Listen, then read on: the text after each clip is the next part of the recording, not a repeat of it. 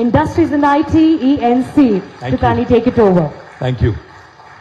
शुक्रिया असद भाई। असद भाई के बोलने के बाद कोई और बोले इसका क्या हाल होता, आपको एक बात बता देता हूं। वो अपने हमारे क्या नाम है उनका, सूर्य कुमार यादव बैटिंग करने के बाद अगर कोई और आए ठीक उसके बाद बहुत तकलीफ पहुंचती। असद भाई इतना अच्छा बैटिंग कर दिए, मैं ज्यादा बोलने के लिए मेरे पास है नहीं, बट एक बात जरूर कहूंगा। असद भाई कल आए थे एक बड़े शख्स यहाँ पे तेलंगाना में, और मैं भी सियासी आदमी हूं, सियासत तो थोड़ा बोलूंगा। आए थे एक बहुत बड़े शख्स, बहुत बड़े हस्ती, बोल दिए कि बीआरएस की स्टीयरिंग असद भाई के हाथ में है।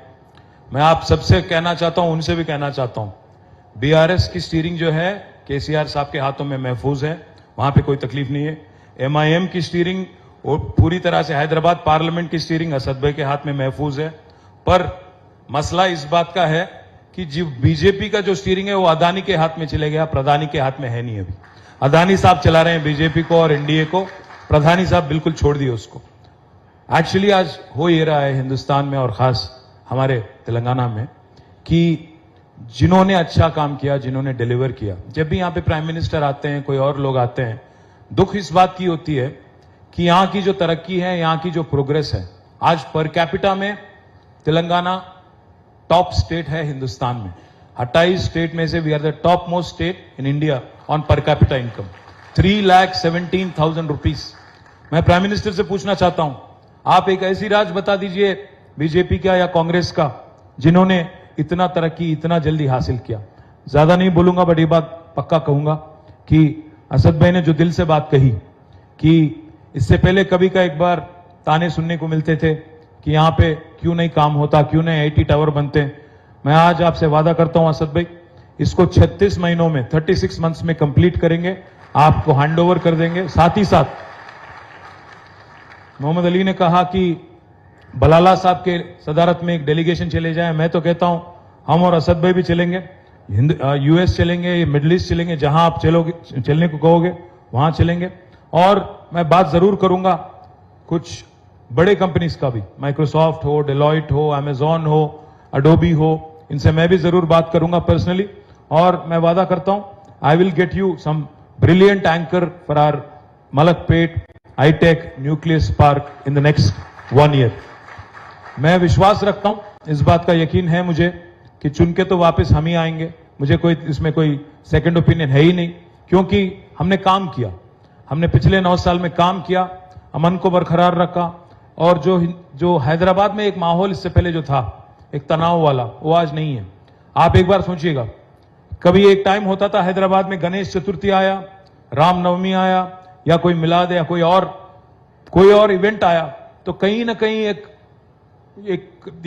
कर्फ्यू लगाने वाली एक माहौल, एक अनरेस्ट पैदा होता था। मैं यही हैदराबाद में ग्रामर स्कूल से मैंने पढ़ा, तो मुझे बहुत अच्छी तरह से याद है 20-25 साल पहले हर साल 7 दिन से लेकर 10 दिन तक छुट्टियां मिलती थी। आजकल बच्चे नाराज हैं हमसे, स्कूल जाने वाले बच्चे, कि उनको आजकल छुट्टियां नहीं मिलती ज्यादा।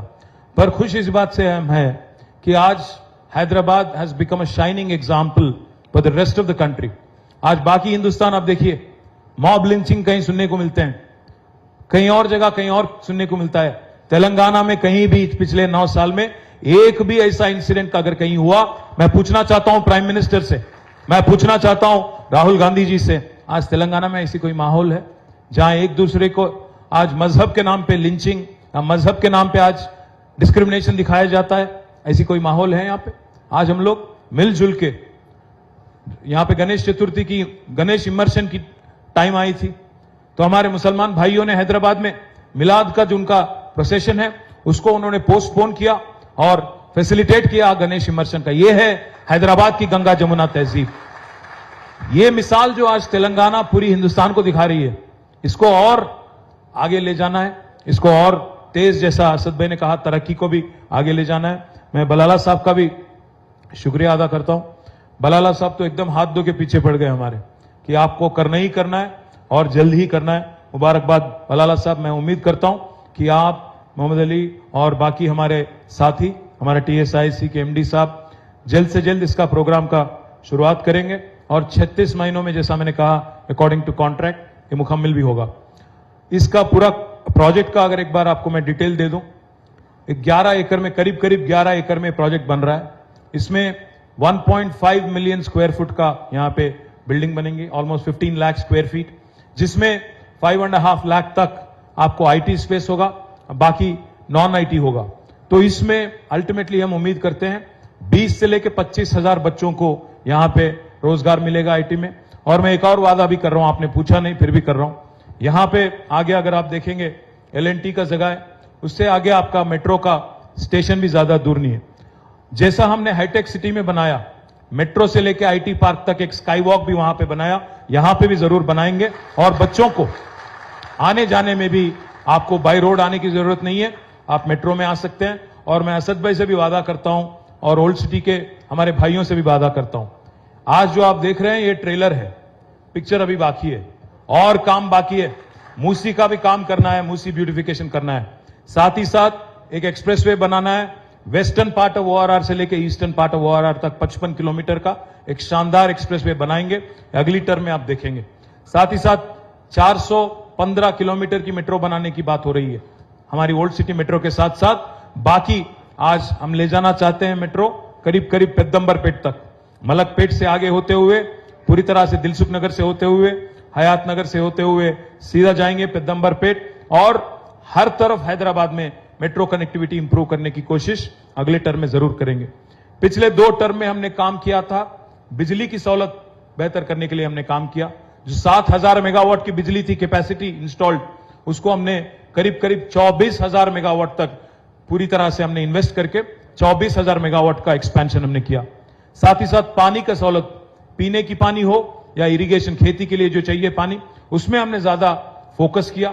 इसीलिए आज Telangana has become the granary of India. आज राइस प्रोडक्शन में, पैडी प्रोडक्शन में हम लोग पंजाब और हरियाणा को पीछे छोड़ दिए, नंबर 1 स्पॉट पे चले गए।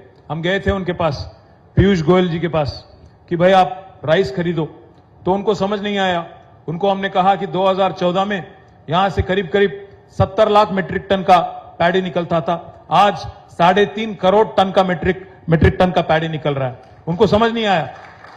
उन्होंने पूछा हमसे कि भाई क्या चमत्कार कर दिया आपने। मैंने उनसे कहा ऐसा करिए पीयूष जी, आप आइएगा, हेलीकॉप्टर हम लगाएंगे, सरकारी खर्चों से आप आइएगा, हम ले जाएंगे आपको पूरे तेलंगाना में।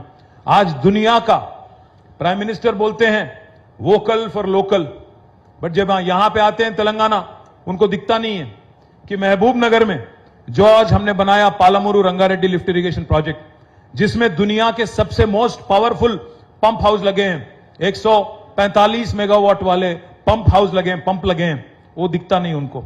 दुनिया का सबसे बड़ा लिफ्ट इरिगेशन प्रोजेक्ट आज हिंदुस्तान में है और तेलंगाना में है, जिसका नाम है कालेश्वरम लिफ्ट इरिगेशन प्रोजेक्ट, जिसमें मोदी साहब ने कुछ नहीं दिया, एक अंडा दिया हमें, जीरो, बिग जीरो।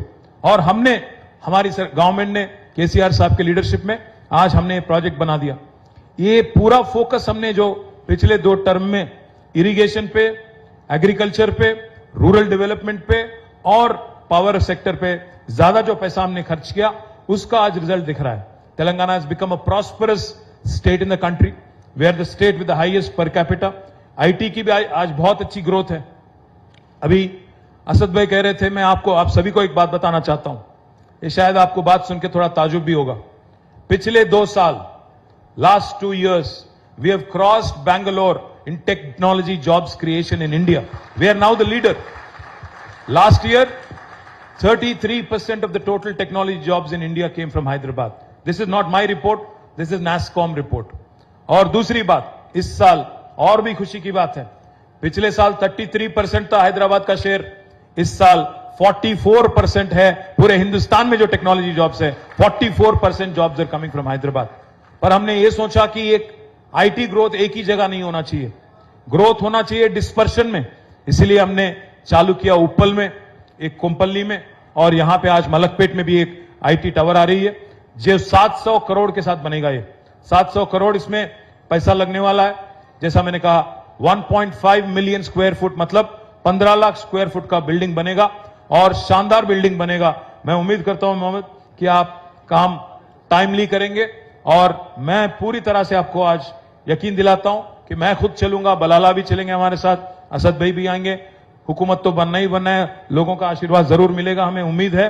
और चल के बाकी दुनिया में जितने बड़े बड़े कंपनीज हैं उनको भी अट्रैक्ट करेंगे हैदराबाद, उनको भी कहेंगे कि आज मलकपेट से जो बच्चे निकल के जाते हैं, जैसा असद भाई ने कहा, जो बच्चे यहां बैठ के गाड़ी में हाईटेक सिटी जाके काम कर रहे हैं, उनको वहां जाके काम करने की नौबत ना पड़े, यहीं पे उनका एम्प्लॉयमेंट भी होगा और घर से बहुत पास में उनका आना जाना होगा।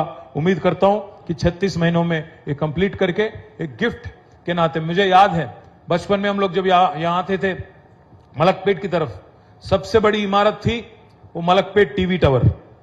मैं उम्मीद करता हूं मलकपेट टीवी टावर को लोग भूल जाएंगे और ये जो 30 मंजिल वाला आज ये न्यू टावर है, इसको याद रखेंगे और बोलेंगे कि भाई मलकपेट का पहचान है यहाँ की आईटी टावर। शुक्रिया आप सभी का। जय तेलंगाना, जय हिंद।